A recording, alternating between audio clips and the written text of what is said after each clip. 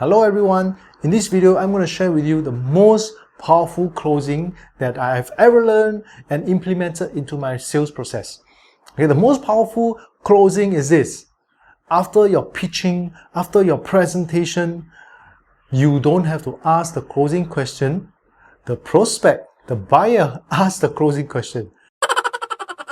So isn't that wonderful? That the prospect asks you the closing question instead of you asking the closing question. The buyer may ask you, so how shall we proceed? How much is this? What should we do next? This is the most incredible experience, right? The buyer asks the closing question. To share with you an analogy, okay? You have a horse and you bring the horse to the river, but the horse doesn't want to drink. So what happened? So your closing failed. Right? So before you bring the horse to the river, you got to make it run, tire the horse out. Don't give him water for 3 days. By the time he reached the river, he will drink like a gazillion. So how do we apply this back in sales? You provide the prospect enough information and insights to make a decision. But in those decision and insights, the prospects must know, the buyer must know that they can't do it on your own. They will need your help.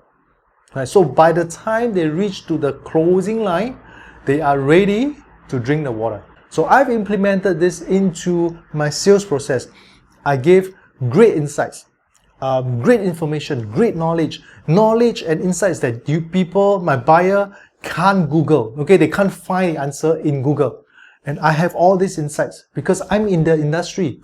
I'm doing this every single day. Besides providing them with insights, knowledge, informations, I also leave them with some hooks. Hooks that they know that in the event that they decide to proceed with the solution, they can't do it themselves. They can't do it with others. They can only do it with me. So this is something that I create in my sales process. Before you bring the horse to the river, ensure that they are thirsty. Ensure that you bring them 3 days round the field. Okay? Ensure they want to drink the water before you bring them to the river. Alright, so see you the next time. Bye bye.